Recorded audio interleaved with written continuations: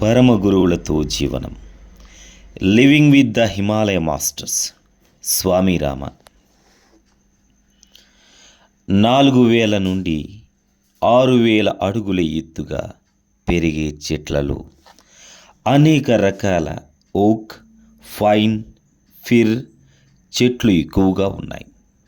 ఎత్తైన పర్వతాలలో భోజపత్ర పెరుగుతాయి. ఆ చెట్టు బెరడు కాగితం వలె ఉపయోగపడుతుంది. వీటిని గ్రామస్తులు తమ అనుభవాలను, ఆరాధనా విధానాలను, మూలికలు వాడే విధానాలను నమోదు చేసుకోవడానికి ఉపయోగిస్తారు. నిత్య జీవితంలో అనేక ప్రయోజనాలకు ఉపయోగపడే మూలికల గురించి ప్రతి గ్రామస్తుడు కొంతైనా ఎరువును. భారత సైనిక దళానికి దృఢమైన, ఆరోగ్యవంతులైన సైనికులను అందిస్తున్న ఖ్యాతి కాశ్మీర్ నుండి పంజాబ్, నేపాల్, సిక్కింలలోని అన్ని గ్రామాలకు ఈ ప్రజలు ఆయు ప్రమాణము తరచుగా 100 ఏళ్ళు పైచిలికి. పాకిస్తాన్ పర్వతాలలో నివసించే హిమాలయ సమాజాన్ని హుంజా అని పిలుస్తారు. అక్కడ వారు మాంసభక్షణ చేస్తారు. కానీ భారత భాగాల్లో నివసించే హిమాలయ సమాజం వారిని హంస అని పిలుస్తారు. వీరు శాకాహారులు. హంస భారత పురాణాల్లో తరచుగా వచ్చే చిహ్నం. పాలు, నీరు మిశ్రమంలో పాలును మాత్రమే వేరు చేసి త్రాగగలిగే శక్తి హంసకు ఉందని చెబుతారు. అదేవిధంగా ఈ ప్రపంచం మంచి, చెడు అనే 2 విషయాల సమ్మేళనం. తెలివైనవాడు మంచిని ఎంచి తీసుకొని చెడుని వదిలేస్తాడు. ఈ పర్వతాలంతటి శక్తి ఆరాధన ముఖ్యమైనది.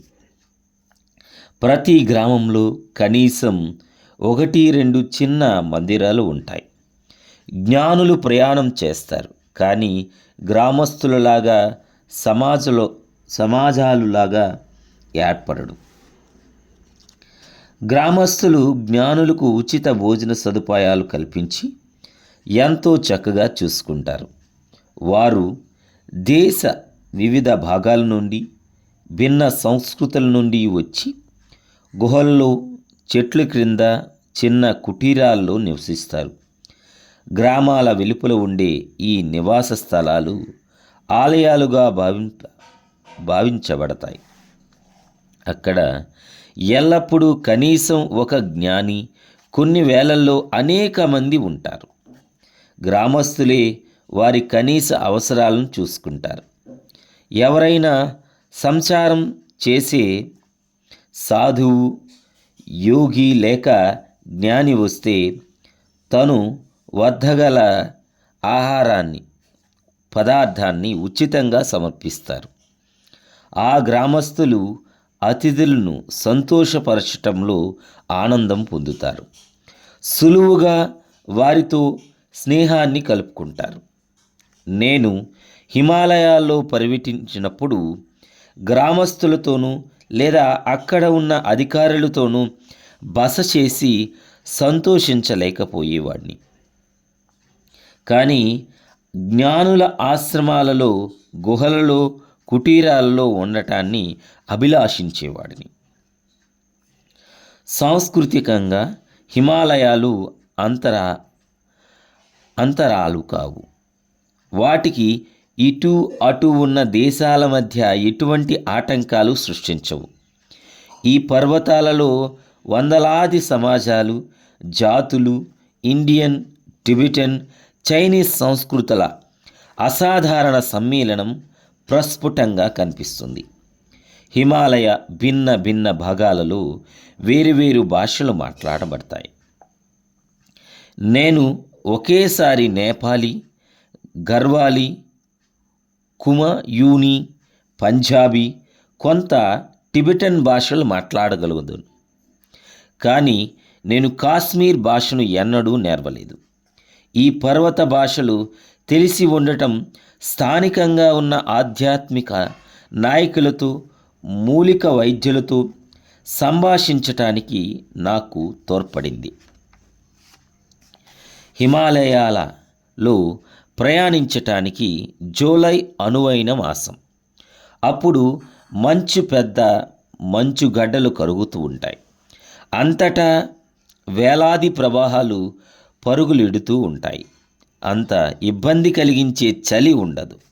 మంచుగడ్డలు, హిమపాతాలు, జారిపడే కొండ పరిచయాల ప్రకృతిని తెలిసిన వారు జాగ్రత్తగా ఉంటే సుఖంగా ప్రయాణించవచ్చు. హిమాలయ పర్వతాల ప్రమాదాలు అప్పుడు ఇప్పుడు ఒకేలా ఉంటాయి. పాతాలు, వేగంగా పరుగులేడే ప్రవాహాలు, నదులు, వేలాడే ఎత్తైన నిటారు కొండ బండలు, మంచుతో కప్పబడిన ఎత్తైన శిఖరాలు,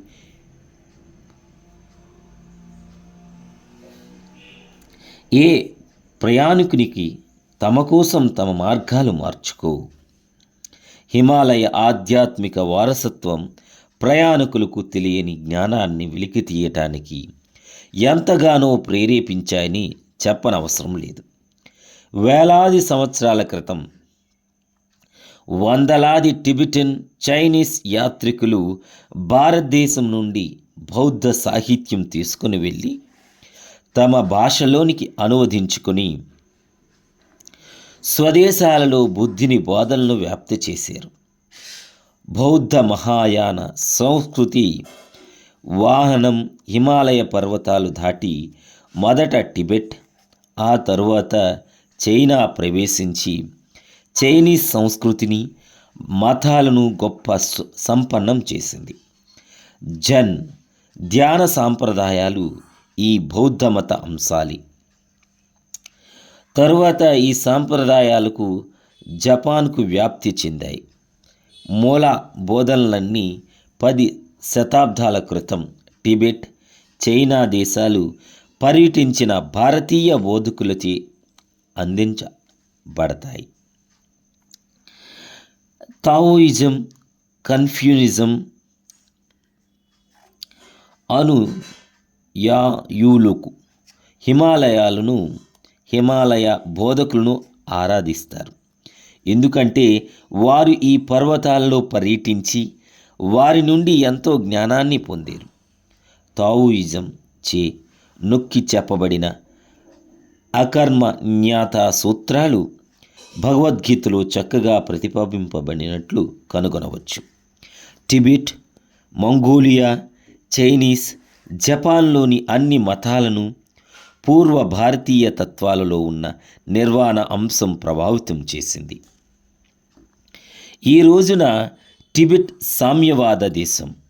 అక్కడ పురాతన జ్ఞానం, దానిపై ఆధారపడిన సంస్కృతి అదృశ్యమైపోయినాయి.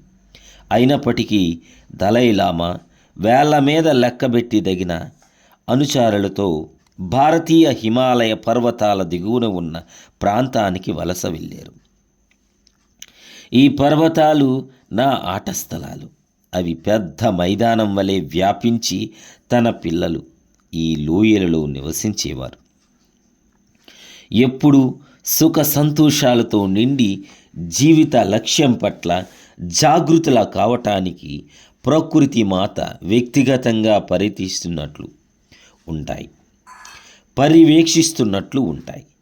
అక్కడే చిన్న గడ్డి పోచ మొక్క నుండి ఎత్తైన పర్వత శిఖరాల వరకు జీవితంలో విషాదానికి తావు లేదని ఎవరైనా అర్థం చేసుకోవచ్చు.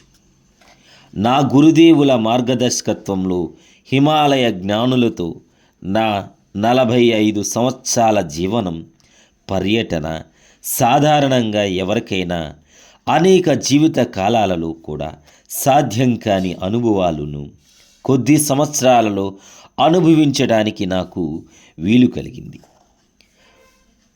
ప్రేమామయులైన గురువుగారి దయ వలన నేను ఆ విధంగా చేయగలిగాను. నాకు నేనుగా అనుభవించి ఎంచుకొని నిర్ణయించుకోవలసిందిగా ఆయన అభిలాషించారు. జాగృత కేంద్రాన్ని నాలో కనుగొని దానిని నిలబెట్టుకోవడానికి నా అనుభవాల పరంపర, జ్ఞానుల వద్ద నా అభ్యాసం నాకు సహాయపడినాయి. నేను ఎలాగ పెరిగి పెద్దవాడినయ్యానో, ఎలా శిక్షణ పొందేనో, ఎవరితో నేను కలిసి నివసించేనో ఉపన్యాసాలు, పుస్తకాల ద్వారా కాకుండా అనుభవాల ద్వారా నాకు వారేమి బోధించారో అవి మీకు తెలియచేస్తాను. నా అనుభవాలలో కొన్నింటిని సంకలనం చేసి ఈ కథల ద్వారా గ్రంథస్థం చేస్తున్నాను. నేను ప్రపంచానికి ఒక కథ చెప్పదలిచినప్పుడు ఈ ప్రపంచమే ఒక పెద్ద కథ అని భావిస్తాను. నేను ఉపన్యాసిస్తున్నప్పుడు, బోధించేటప్పుడు ఇతరులు ఇందులోని అనుభవాల నుండి లబ్ధి పొందుతారని ఆశిస్తాను. అందుకే వారితో ఆ విషయాల గురించి మాట్లాడతాను. నాదనేది ఏది, నేను నీకు అప్పగించినది ఏది అని ఎల్లప్పుడూ నా విద్యార్థులతో నేను అంటూ ఉంటాను. ఈ ఆధ్యాత్మికత కథల నుండి ఏది నీ వికాసానికి తోడ్పడుతుందో దాన్ని అభ్యసించు. నీ అవగాహనకు మించిన దానిని ప్రోత్సాహానికి ఈ రచయితతో వదిలివేయి. ఈ అనుభవాల జ్ఞాపకాలు ఇప్పటికీ నన్ను మేల్కొలుపుతాయి. హిమాలయ పర్వతాలు నన్ను వెనక్కు పిలుస్తున్నట్లు నేను భావిస్తాను.